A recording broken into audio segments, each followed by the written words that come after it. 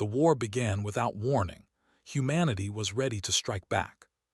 Part 1: The First Strike.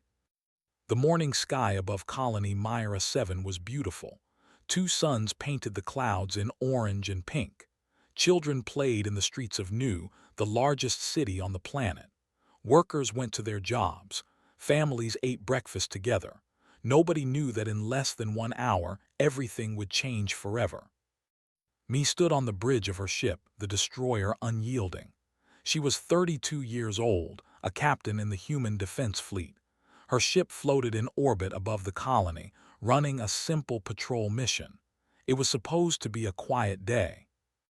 "Captain, I am picking up something strange," her sensor officer said. His voice was calm but confused.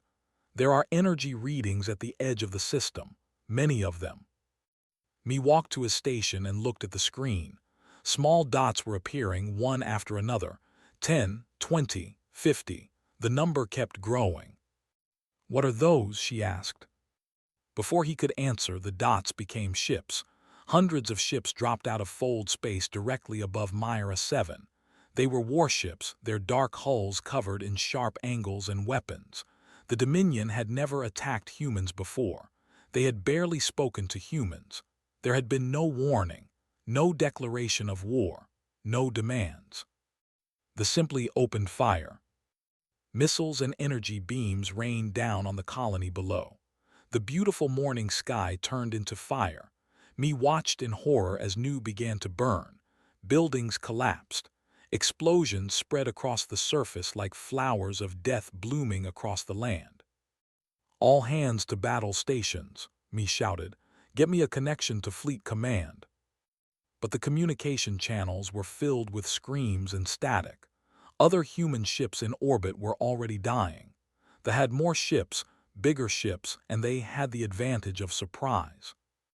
The Unyielding shook as enemy fire hit its shields. Warning lights flashed across the bridge. Me made a quick decision.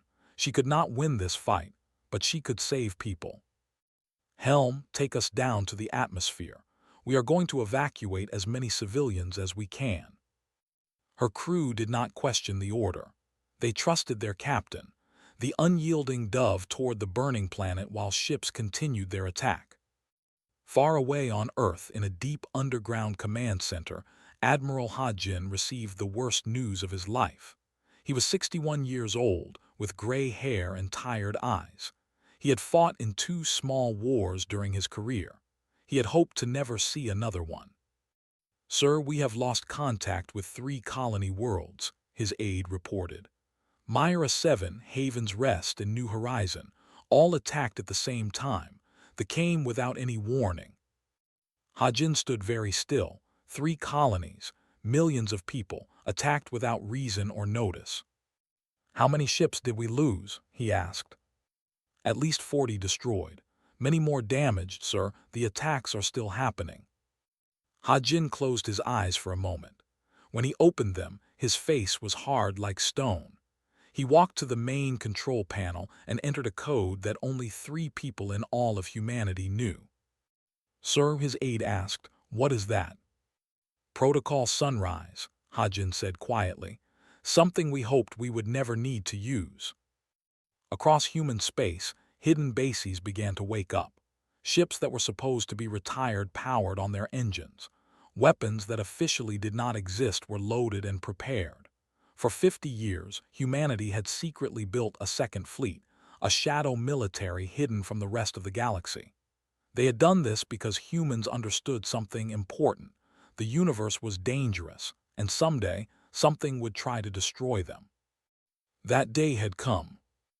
On Myra 7, Me landed her damaged ship in a burning field outside the city. Her crew opened the cargo doors and began loading survivors. Men, women, and children ran toward the ship, their faces covered in ash and tears. The sky above was full of ships, raining death upon the world. "How many can we take?" her first officer asked. "As many as we can fit," Me answered.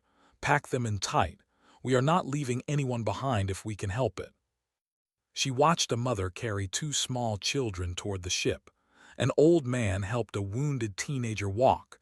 These were her people, Humanity, and someone was trying to kill them all. "Captain, enemy ships are coming toward us," the sensor officer reported through her communicator. Me looked up. 3 fighters were diving toward her position. She had maybe 2 minutes before they arrived. "Everyone move faster," she shouted. The last survivors ran up the ramp. Me counted them quickly. 412 people. Her ship was designed to carry 150. "Close the doors, get us out of here." The unyielding lifted off just as the fighters opened fire. The ground where they had landed exploded into a crater. Me's ship flew hard and fast, pushing through the atmosphere while enemy weapons tried to find them. "Shields are failing," someone reported. "Divert all power from non-essential systems," Me ordered. "We just need to reach fold space." The ship shook and screamed as it climbed higher. Behind them, Myra 7 was dying. Millions who could not escape were dying with it. Me felt tears on her cheeks, but she did not let herself cry. Not yet. She had to save the people she had. They reached space. The fold drive powered up. For one terrible moment, a cruiser turned its weapons toward them. Then the unyielding disappeared into fold space, carrying its 400 souls to safety. Back on Earth, Admiral Hajin addressed the Emergency War Council. Leaders from every human world watched through secure channels. Their faces showed fear, anger, and grief. "They have attacked us without cause or warning," Hajin said. His voice was steady and cold. "They believe we are weak. They believe we will surrender or die. They are wrong."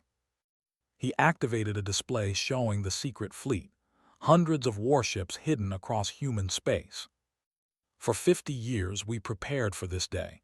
We hoped it would never come, but we knew that somewhere in this galaxy something would try to destroy humanity. We are ready." The council members stared at the display. Hope began to replace some of the fear in their eyes. "What do we do now?" one of them asked. Hajin looked at the screen showing the burning colonies. Millions dead, millions more in danger. The thought they had won already. "They think we are prey," he said quietly. "They are about to learn what humanity does when it is cornered. We do not run, we do not hide, we strike back." He turned to face the council fully. "Prepare the fleet. This war has just begun, and we will be the ones to end it." The war began without warning. Humanity was ready to strike back. Part 2: The Hidden Strength. Deep beneath the Pacific Ocean, 5 kilometers under the waves, Rally Point Echo waited in darkness. For 40 years, this base had existed in secret. Only a handful of people knew it was real. Now, damaged ships were arriving from across human space, and the base came alive with activity. Me guided the unyielding through the underwater entrance. Her ship was badly damaged. Burn marks covered the hull. 3 of her crew members had died during the escape from Myra 7. But 412 civilians were alive because of what they had done. When the ship landed in the massive underground dock, Me finally allowed herself to feel the exhaustion. She had not slept in 2 days. Every time she closed her eyes, she saw the burning cities. "Captain," a voice called. She turned to see a man in a high-ranking uniform approaching. "I am Commander Junho. Admiral wants to see you immediately." Junho was 40 years old, with a face and hard eyes. He walked like a soldier who had seen too much death. Me recognized the look because she saw it in her own reflection now. "The Admiral is here?" she asked. "He arrived 6 hours ago. He is coordinating the entire response from this location." Me followed Junho through corridors filled with rushing personnel. The base was enormous, carved from solid rock and reinforced with the strongest materials humanity could make. She saw weapons she did not recognize, ships with strange designs, and technology that should not exist. "What is all this?" she asked. "This is what humanity has been building while the galaxy thought we were weak," Junho replied. "Protocol Sunrise, our insurance policy against extinction." They reached a large command center where Admiral Hajin stood before a wall of screens. He looked tired but determined. When he saw me, he nodded with respect. "Captain, I heard what you did on Myra 7. You saved hundreds of lives when escape seemed impossible. That is exactly the kind of officer we need right now." "Thank you, sir. What are my orders?" Hajin gestured to a woman standing nearby. She was younger than me, with sharp eyes and an intelligence badge on her uniform. "This is Lieutenant Park Young, our best intelligence analyst. She has discovered something important. Young, explain what you found." The young woman stepped forward, activating a holographic display. "I have been studying the attack patterns and communications we managed to intercept. The attacks were not random. They targeted 3 specific colony worlds." "What makes those worlds special?" Me asked. "All 3 colonies were built near ancient ruins from a species that died millions of years ago. We called them the precursors because we know almost nothing about them." Young changed the display to show strange symbols and broken structures. "They did not attack us because they hate us. They attacked because we accidentally settled on worlds containing precursor technology." Hajin stepped closer. "They want whatever the precursors left behind, and they decided it was easier to kill us than to share." Me felt anger rise in her chest. Millions of people had died not because of some great conflict, but because aliens wanted old technology and saw humans as obstacles to remove. "Do they know what the precursor technology does?" she asked. "We do not think so," Young answered, "but they believe it is valuable enough to start a war." Another door opened, and a woman in a white laboratory coat entered. She had the look of someone who spent most of her time thinking about problems others could not understand. "Admiral, the weapon is ready for deployment," she announced. Hajin smiled slightly. "Captain Commander, this is Dr. Bai. She leads Project Blackout." Bai walked to a control panel and brought up new images on the display. They showed a small device, no larger than a missile. "For 20 years, we have studied every piece of alien technology we could find," Bai explained. "We learned how ships work. Their weapons, shields, and engines all use the same basic power source. Project Blackout is designed to disrupt that power source completely." "You mean it can disable their ships?" Junho asked, his eyes widening. "Not just disable. When we activate a blackout device, every ship within range loses all power. Weapons, shields, engines, life support, everything stops working. They become floating metal boxes." The room went quiet. Everyone understood what this meant. Humanity had a weapon that could turn the most powerful fleet into helpless targets. "Why did we never use this before?" Me asked. "Because using it would reveal that we have it," Hajin answered. "And because we hoped we would never need to, but now the choice has been made for us." An alarm interrupted them. A communications officer called out, "Admiral, we are receiving a transmission. It is being broadcast to all human worlds." "Put it on screen." The display changed to show a figure. The alien was tall and thin, with blue-gray skin and 4 eyes arranged in a diamond pattern. It wore elaborate robes marked with symbols of authority. When it spoke, its voice was translated into human language, cold and superior. "Humans of the 12 colonies, I am ruler of the Dominion. Your worlds have been judged and found guilty. You have trespassed on sacred ground. You have touched what you should not touch." The paused, its 4 eyes staring at the camera. "You have 7 days to surrender all colony worlds and withdraw to your birth planet. If you do not surrender, we will destroy you completely. Every ship, every station, every man, woman, and child. You have seen our power, you cannot fight us. You can only submit or die." The transmission ended. The command center was silent. 7 days. They believed they had already won.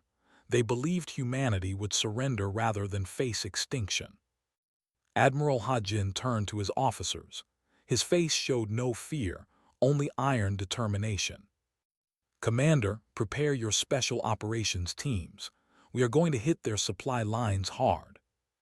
Yes, sir. Captain, I am promoting you to Commodore. You will lead Strike Group 7 in our counterattack. Me straightened. Understood, Admiral. Doctor, how many blackout devices can you prepare in 3 days? By thought for a moment. 15, maybe 20 if we work without stopping. Make it happen. Hajin looked at each person in the room. They gave us 7 days to surrender. We will not need 7 days. In 3 days, we begin Operation Thunder Response. We will show them what happens when you attack humanity. He turned back to the screens showing the gathered fleet. Ships were arriving every hour, vessels that the galaxy did not know existed. Hidden strength, waiting for the moment it would be needed. They believe we are prey, Hajin said quietly. They believe we are weak and afraid. In 3 days they will learn the truth. Humanity does not surrender. Humanity does not accept extinction. When someone tries to destroy us, we fight back with everything we have. He faced his officers one final time. 7 days, we only need 3, prepare the fleet. They have started a war they cannot finish. We will end it for them. The war began without warning. Humanity was ready to strike back. Part 3, Striking from the Dark. The supply station floated in deep space, far from any sun. It was a massive structure, built to support the invasion fleet attacking human worlds. Fuel, weapons, food, and repair materials flowed through this station to keep the war machine running. 50 warships guarded it. The commanders believed it was perfectly safe. They were wrong. Commander Junho floated in the darkness. His special operations team spread around him in small stealth pods. The pods were painted black and gave off almost no heat or energy. To the sensors, they looked like nothing more than small rocks drifting through space. Team leaders, report status. Junho whispered into his communicator. Alpha team ready. Beta team ready. Gamma team ready.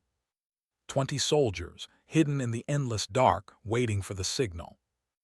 Junho had been fighting on the edges of human space for 15 years. He had faced pirates, hostile aliens, and dangers most people never heard about. But this mission was different. This was not a small fight. This was the beginning of humanity's response to attempted genocide. He checked his timer.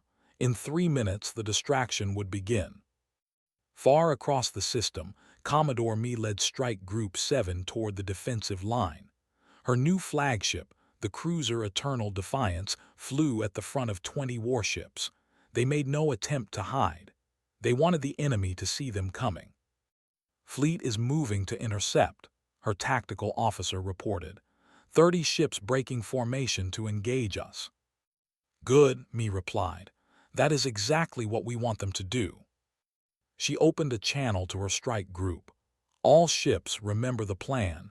We need to keep them busy for exactly 15 minutes, make them chase us, make them angry, but do not let them catch us.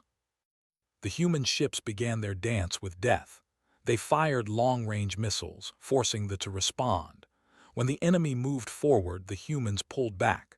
When the enemy tried to surround them, the humans split apart and reformed elsewhere. It was a dangerous game, but Me's crews were skilled and determined. Back at the supply station, Junho watched the guard ships leave to chase Strike Group 7. The station's defenses dropped from 50 warships to 20. Still dangerous, but now possible. All teams move in. The stealth pods activated their thrusters, tiny bursts of cold gas that pushed them toward the station. The sensors still saw nothing. The pods were too small, too quiet, too dark. Junho's pod touched the station's hull without a sound. His magnetic boots locked onto the metal surface. Around him, his team members were doing the same, spreading across the station like shadows. Alpha team, take the fuel storage. Beta team, target the weapons depot. Gamma team, you are with me at the command center. They moved through maintenance hatches and service corridors that the never-expected enemies to use. Jun-Ho had studied the station's design for weeks. He knew every path, every weakness. A guard turned a corner and found himself face to face with 3 human soldiers. Before he could make a sound, he was unconscious on the floor. "Gamma team at the command center door," Jun-Ho reported. "Planting charges now." The explosions were small but precise. Doors blew inward. Gamma team rushed through before the smoke cleared. The inside the command center had no time to react. Jun-Ho's soldiers moved with perfect speed, disabling enemies and taking control of the critical systems. "Command center secured," Jun-Ho announced. "Fuel storage charges planted," Alpha team reported. "Weapons depot ready," Beta team confirmed. Jun-Ho looked at the communication equipment. They could do more than just destroy this station. They could send a message. "Beta team, delay your charges by 5 minutes. Alpha team, same thing. I want to broadcast something before we leave." He activated the station's communication array and sent a transmission on all military frequencies. "Attention forces, this is Commander Jun-Ho of the Human Defense Fleet. Your supply station is now under our control. Your guards are defeated. Your materials will be destroyed. You thought you could attack our homes and face no consequences. You were wrong. We are coming for every base, every ship, every asset you have. This war has just begun and you are already losing." He ended the transmission and smiled grimly. "All teams evacuate. We have 4 minutes." The stealth pods launched away from the station just as the charges detonated. Fuel containers exploded in massive fireballs. Weapons cooked off in chains of destruction. The entire station tore itself apart from the inside. Jun-Ho watched the explosion from a safe distance. One supply station destroyed. The invasion fleet would feel this loss within days. Far away, Mi received confirmation that the mission was successful. "All ships, fall back to rally point. The operation is complete." Her strike group had taken some damage, but no ships were lost. They had done exactly what they needed to do, distract the enemy while Jun-Ho's team struck from the shadows. On the flagship, Sub-Commander stared at the reports in disbelief. A human attack deep behind their lines. A major supply station destroyed. This was not supposed to happen. Humans were weak. Humans were prey. "How did they get past our defenses?" demanded. No one had an answer. The next attack came 6 hours later. Another system, another supply line, another impossible strike by human forces that appeared from nowhere and vanished before they could respond. Then another and another. In 3 days, humans attacked 7 different positions across the sector. They used tactics they had never seen before. Small teams, stealth ships, hit-and-run strikes that caused massive damage with minimal forces. Received the reports in his throne room.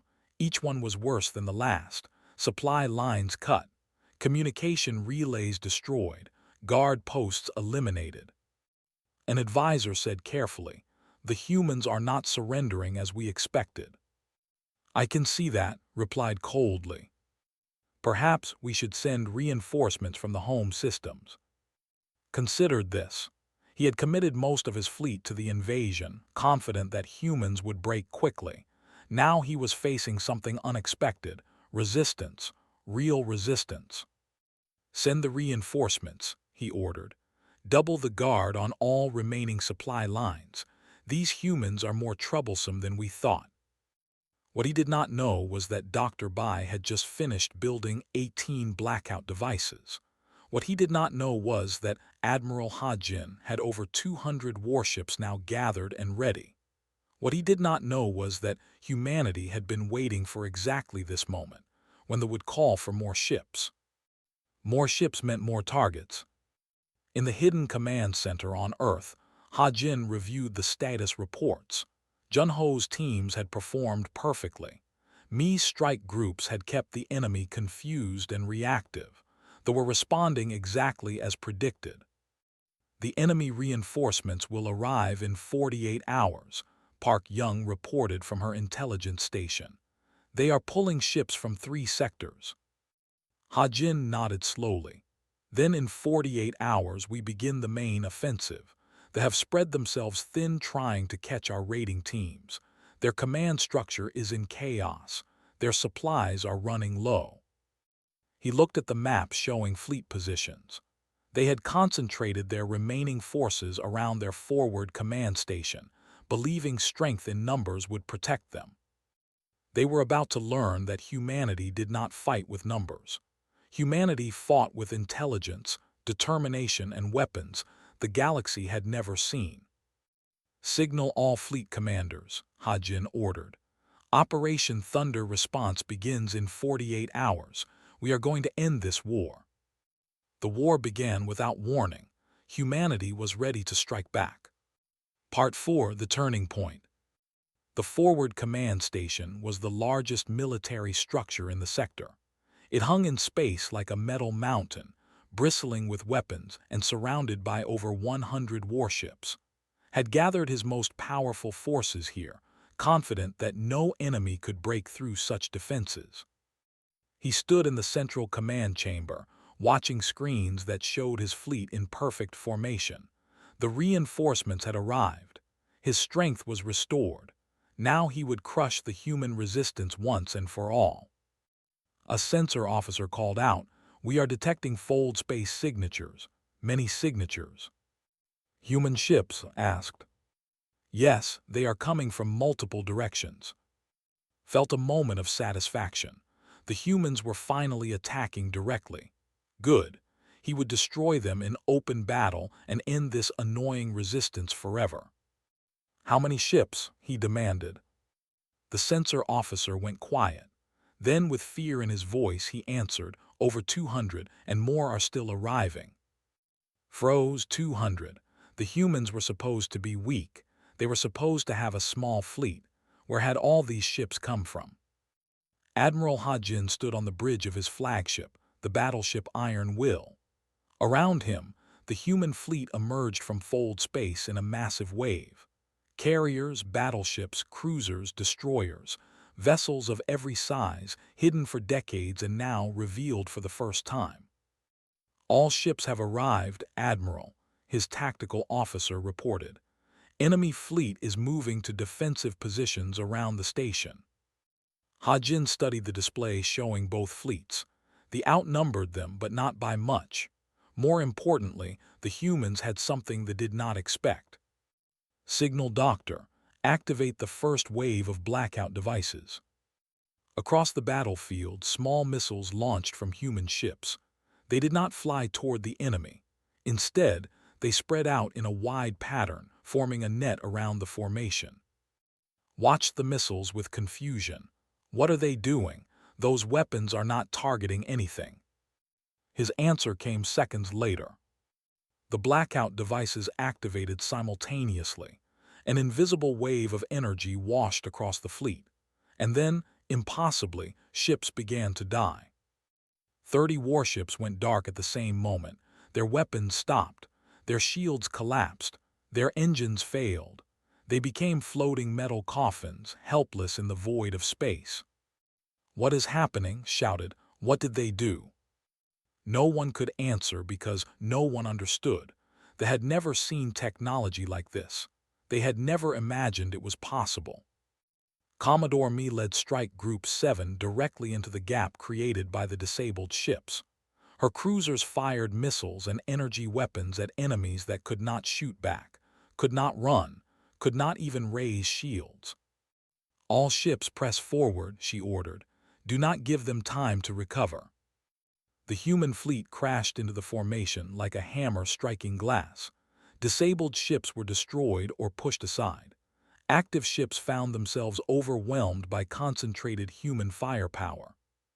Ha-Jin coordinated the attack from the Iron Will, directing squadrons to exploit weaknesses and support ships that faced heavy resistance. He had waited his entire career for a moment like this, hoped it would never come, trained for it anyway. Second wave of blackout devices ready, Admiral. Hold them in reserve. We may need them for the station itself." The battle raged across thousands of kilometers of space. Ships on both sides took damage and died, but they were losing faster. Their command structure fell apart as officers were killed and ships were destroyed. Their confidence shattered when they realized the humans were not weak prey, but dangerous predators. Watched his fleet being torn apart and felt something he had never experienced before: fear. "We must retreat," his senior advisor urged. "The battle is lost." "No," snarled. "We still have the station. Its weapons are powerful enough to turn the tide." He ordered the station's massive cannons to fire. Energy beams lanced out, striking human ships. The carrier Bright Future exploded, taking 800 crew members with it. 2 destroyers were cut in half by a single shot. But Me had prepared for this. "Commander, your teams are clear to proceed." Across the battlefield, 12 stealth pods had been drifting toward the station since the battle began. Jun-Ho and his special operations soldiers were already inside, having entered through the same maintenance hatches they had used before. "Alpha Team, take the main power core. Beta Team, secure the weapon controls. Gamma Team, we are going for the command chamber." They moved through the station while it shook from external weapons fire. Guards tried to stop them but were overwhelmed by human soldiers who fought with fury born from memory of burning colonies, dead friends, and murdered families. Jun-Ho kicked open the door to the command chamber and came face to face with himself. The alien ruler reached for a weapon, but Jun-Ho was faster. His rifle pointed directly at its chest. "Move and you die," Jun-Ho said flatly. "This war is over for you."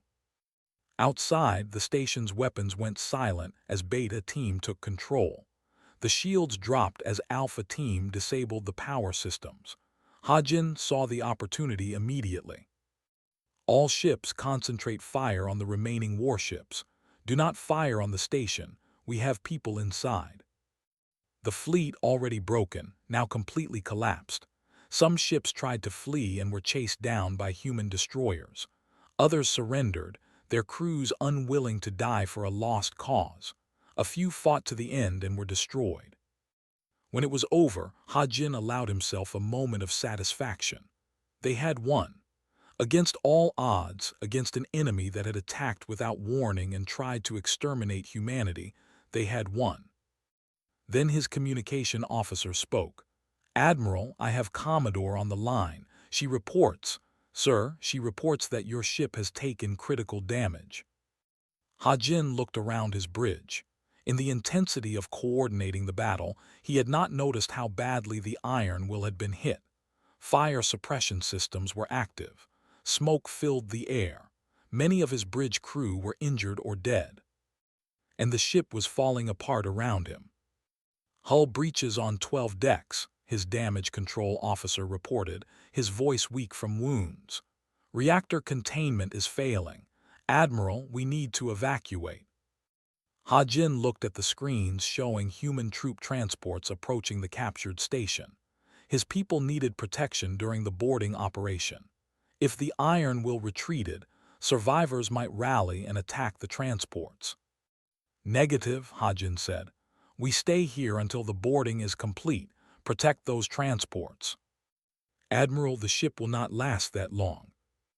"Then we last as long as we can." For 20 minutes, the dying iron will held position, its remaining weapons covering the troop transports. When the reactor finally failed, Hajin gave the evacuation order. Some escape pods launched, some did not. Me received the news on her bridge. Admiral Hajin was dead, his flagship destroyed in the final moments of the battle. The man who had prepared humanity for this war, who had led them to victory, was gone. She felt grief threaten to overwhelm her, but there was no time, not yet. "This is Commodore to all fleet elements. By authority of emergency protocols, I am assuming command. The battle is won, but the war is not over. Secure all captured vessels and prisoners. Prepare for the next phase." She looked at the captured station. where Jun-Ho's teams were rounding up commanders, including the himself. The turning point had come. Humanity had struck back and proven they could not be easily destroyed, but millions were still dead, colonies still burned, and somewhere the rest of the Dominion was receiving news of this defeat. They would want revenge. Me intended to make sure they never got it. The war began without warning. Humanity was ready to strike back. Part 5: Victory's Price. 3 months had passed since the battle that changed everything. The Dominion was broken. Their invasion fleet was destroyed. Their leaders were captured or dead, and humanity stood victorious but undefeated. Commodore Me, now Admiral Me, led the human fleet to the edge of space. Her flagship was a brand new battleship, the first of a new class of warships built after the war began. It bore the name Admiral Ha Jin in honor of the man who had prepared humanity for its darkest hour. Behind her, 200 ships waited in formation. They were not here to invade. They were here to finish the war. "Admiral, we are receiving a transmission from her communications officer reported. They say they are ready to negotiate." Me nodded. "Tell them we will meet at the neutral station as agreed. No weapons, no tricks. If they try anything, we will do to them what they did to our colonies." It was not an empty threat. They had learned that humanity meant what they said. The neutral station belonged to the Galactic Council, an organization of alien species that observed but rarely interfered in conflicts. They had watched the entire war with great interest.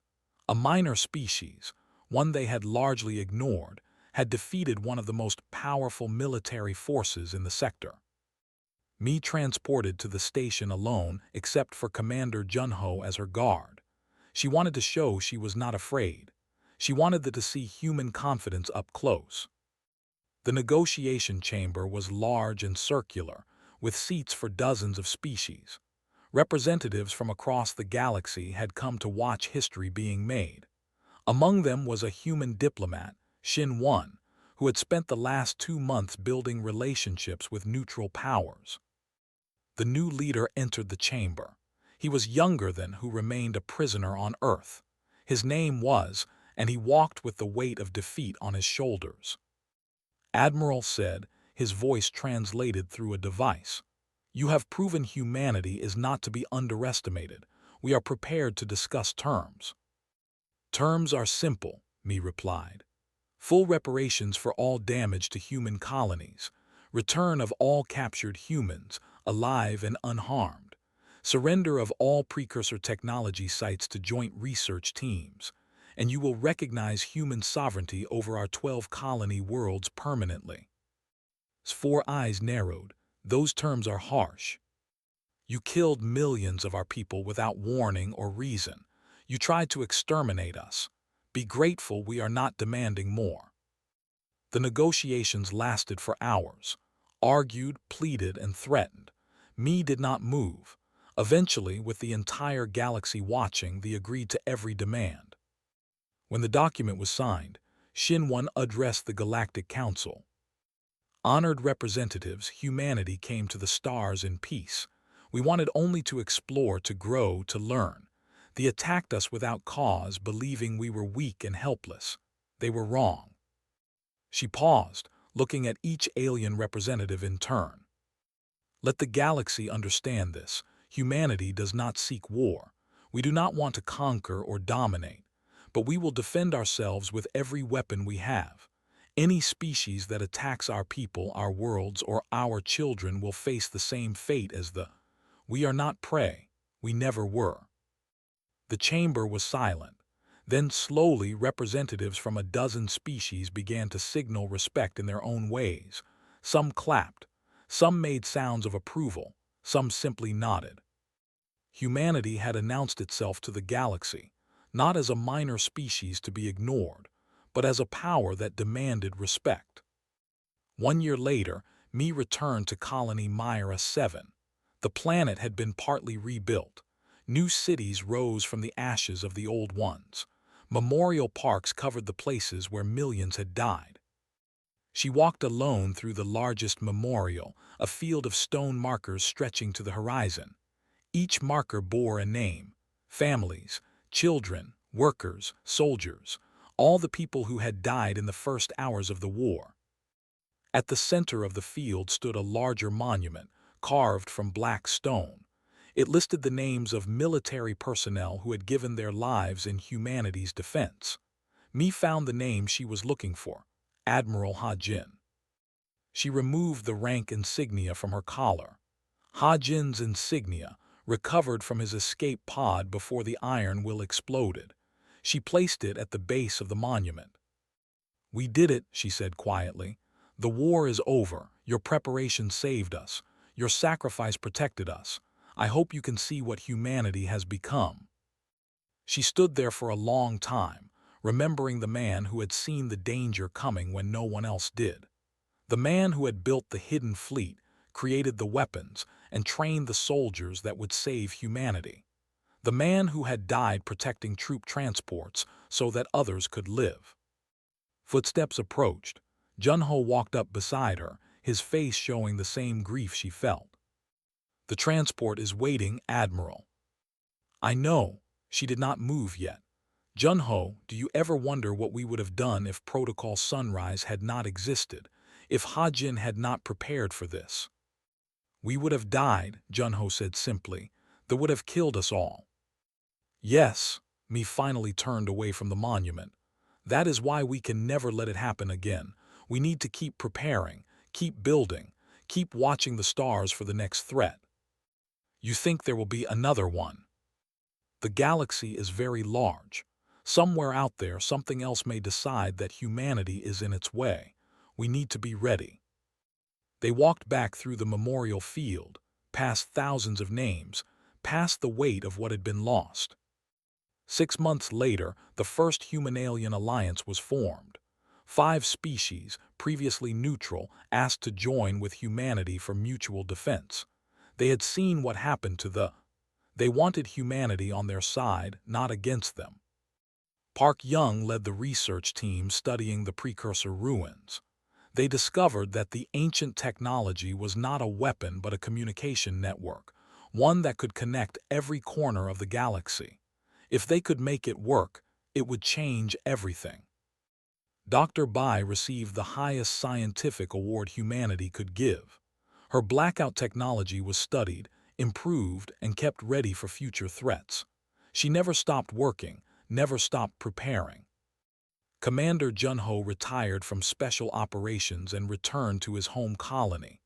The war had taken much from him: friends, brothers in arms, parts of himself that he would never get back. But he found peace in rebuilding, in helping his community grow strong again.